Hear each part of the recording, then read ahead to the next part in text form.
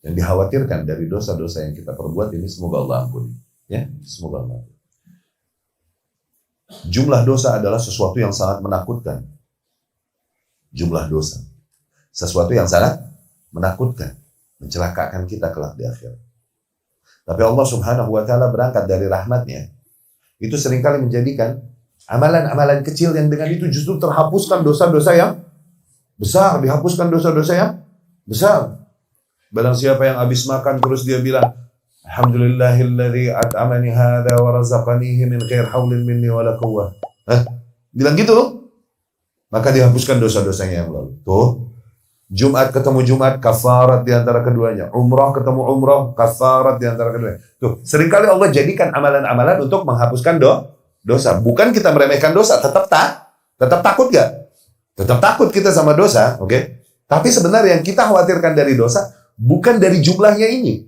Kita khawatirkan jumlahnya ya. Tapi yang lebih kita khawatirkan dari dosa yang kita perbuat nih, salbul hidayah, ditariknya hidayah dan taufik dari kita karena dosa yang kita bikin. Tuh, tadinya kita bersemangat di dalam beragama ini itu, akhirnya karena dosa yang terjadi dihukumi kita dan dijauhkan dari taufik tersebut. Sehingga nggak lagi kita bersemangat di atas agama karena dosa yang kita perbuat. Itu yang ngerinya dari dosa itu. Sufyan Ats-Tsauri ini sampai nangis. 40 hari dia nggak bisa sholat malam. 40 hari nggak bisa sholat malam. Kita udah berapa tahun nggak sholat malam? Ini 40 hari nggak bisa sholat malam, jadi itu musibah besar dalam hidupnya. Karena apa? Ahlul ubad, Kufah itu ahli ibadah luar biasa kan? Sufyan Ats-Tsauri ini 40 hari nggak bisa sholat malam. Dan dia berkata, Hurrimtu min qiyamil lail arba'ina lail. Aku diharamkan dari sholat malam, yakni nggak dapat taufik untuk sholat malam. Niatnya mau untuk sholat malam, untuk tahajud, tapi badannya nggak bisa.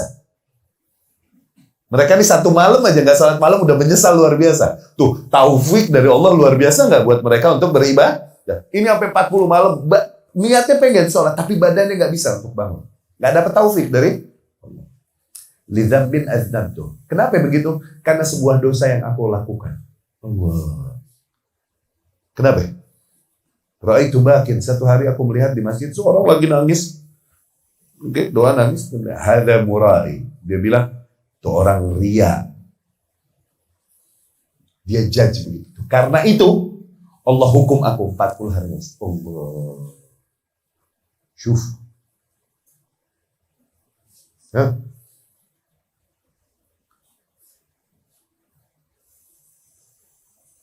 Tabi'in. Siapa yang ingat? Tabi'in. Siapa yang ingat? Muridnya masih Ayyam Umar radhiyallahu anhum dan lain-lain.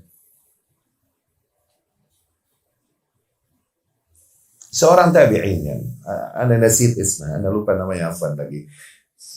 Enggak niat bawakan ini, keingetan aja, yahdur fi dhihni ya.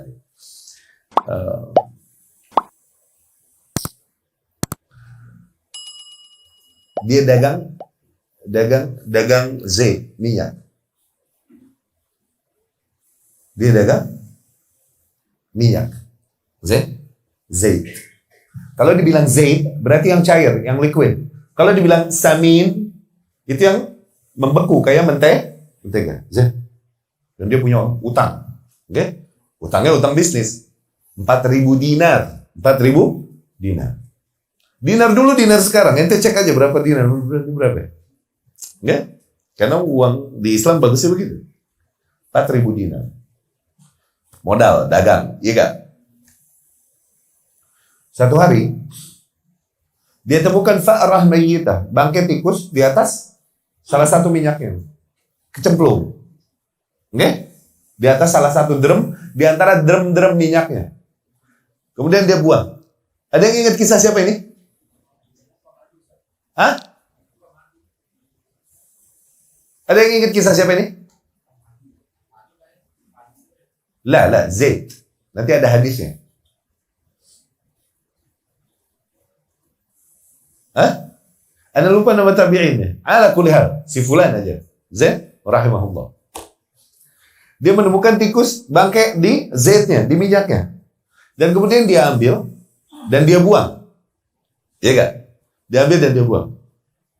Qadarullah dari banyaknya drum minyak, dia kembali ke situ. Dia lupa minyak yang mana yang dia temui. Ada bangkai tikusnya, dia lupa.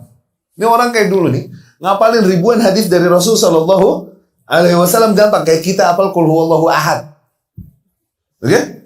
Kok bisa drum yang mana dia lupa? Kok bisa? Allah bikin dia lupa. Sa'id ibn al-Musayyab ta'eta. Anda cuma ngetes ente ingat gak? Padahal gue lupa emang. Sa'id ibn al-Musayyab rahimahullah. Dia lupa drum yang mana ya? Drum yang mana? Karena dia sendiri yang meriwayatkan dari Abu Hurairah hadis dari Rasul Sallallahu Alaihi Wasallam. Apabila kalian menemukan bangkai tikus di zait, zait ini yang cair ya, minyak yang liquid, maka buang tuh tikus, buang juga tuh minyak. Tapi kalau kalian menemukan bangkai tikus di samin apa tadi? Minyak yang beku itu, oke?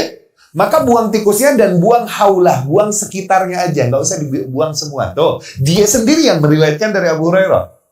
Nah, dia mau buang drumnya nih. Qadarullah dia lupa drum yang mana.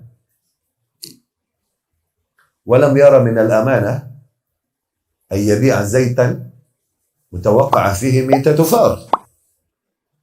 Dan menurut dia nggak amanah kalau dia jual minyak yang ada kemungkinan di situ pernah ada bangkai tikus. Kalau dia lupa dari banyaknya drum ini, berarti semua drum punya kemungkinan dia kecemplung di situ, begitu kan? Iya kan? Dan kalau aku jual drum yang ada kemungkinan pernah ada bangkai tikus di situ, ini nggak amanah. Aku menzalimi muslim kalau begitu. Begitu, paham ya? Karena waraknya ditumpahin dan dibuang semua minyak itu. Akhirnya kebelit utang miskin lah dia 4.000 dinar. Oke? Dia bilang, rahimahullah, hadza li dzambin adnabtu. Wallah, ini dosa yang gara-gara dosa yang aku lakukan.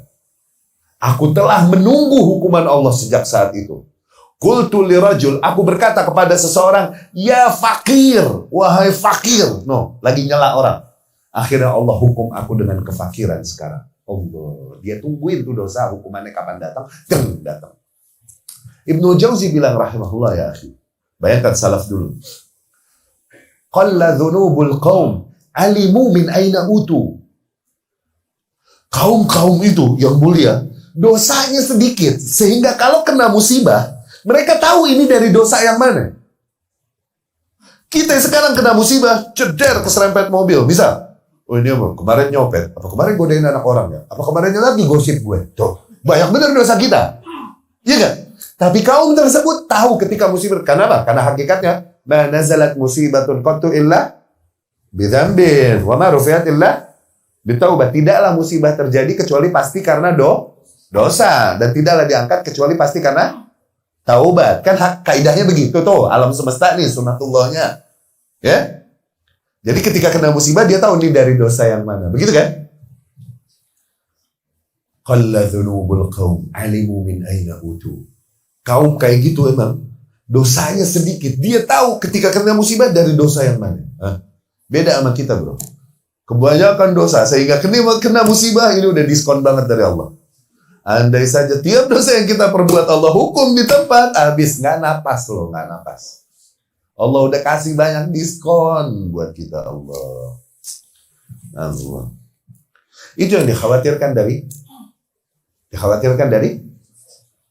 dosa. Di antara bentuk hukuman Allah, dihilangkan deh hidayah dari kita karena dosa yang kita perbuat. Itu yang kita khawatirkan. Oke? Minimal tidak lagi diberi kita taufik untuk beristighfar dan bertaubat. Minimal itu. Orang yang mungkin jarang berbuat dosa, ketika kejeblos dosa, nyesel dia istighfar taubat. Karena jarang. Tapi kalau udah keseringan, motivasi untuk kembali beristighfar dan taubatnya pun hilang. Tuh, itu taufik yang mulai menipis. Tuh. Udah nggak berasa guilty lagi di dalam hatinya. Sampai lama-lama run. Setiap dosa kan run. Satu noda, satu titik hitam. Dosa lagi dibujuk setan, ngalah lagi satu titik hitam. Dibujuk setan lagi satu titik hitam di hati. Gitu kan kata Rasul Sallallahu Alaihi Wasallam. Sehingga hati cuma jadi 2 bagian. Dua macam. Hati yang hitam pekat kayak alas panci, gitu? Atau hati yang kuat sebagaimana karang, batu-batu karang di lautan. Ingat hadis itu dari Rasul sallallahu alaihi wasallam, pernah kita bahas di As-Sabat 'alal Manhaj. Nah, ketika udah digoda syaitan, kalah satu titik di hati. Digoda syaitan, kalah satu titik di hati. Akhirnya mulai hitam mendominasi di hati. Sampai saat itu akhirnya nggak usah lagi digoda sama syaitan. Dia udah cukup well trained untuk berbuat maksiat. Ini yang dibilang terbentuk pada dirinya an-nafsul ammarah bisu. Jiwa yang udah otomatis mengajak kepada keburukan. Jiwa-jiwa yang udah lulus dari madrasah syaitaniyah. Nggak usah dibisikin syaitan lagi, dia udah otomatis. Udah matic dia. Udah autopilot akan berbuat maksiat. Makanya, idza jaa Ramadan, kalau Ramadan datang, sufidatis syayatin, para syaitan dibelenggu, iya kan? Wa ghulliqat abwabun nar, dan ditutup pintu-pintu. Kan syaitan dibelenggu. Tapi berapa banyak kita lihat kaum muslimin nggak tahu malu, dia nggak puasa, dia makan mie ayam pinggir jalan. Kan kita jadi pengen nyobain dia. Dia makan rujak pinggir jalan. Muslim, kan? Katanya syaitan dibelenggu. Kok masih terjadi demikian? Iya, karena manusia udah lulus dari madrasah syaitaniyah. Tuh jawabannya. Udah terbentuk pada dirinya apa? An-nafsul ammarah, jiwa yang udah automatically mengajak kepada keburukan. Gak usah lagi digoda oleh syaitan. Ma'azallah. Musuh abadi manusia 3. Syaitanul jin. Syaitan dari golongan jin. Syaitanul ins. Syaitan dari golongan manusia. Minal jinnati wan nas. Tuh, kita berlindung minal jinnati wan nas. Sama an-nafsul ammarah bisu. Jiwa yang udah otomatis mengajak kepada keburukan. Yang akhirnya jadi setan manusia. Iya kan?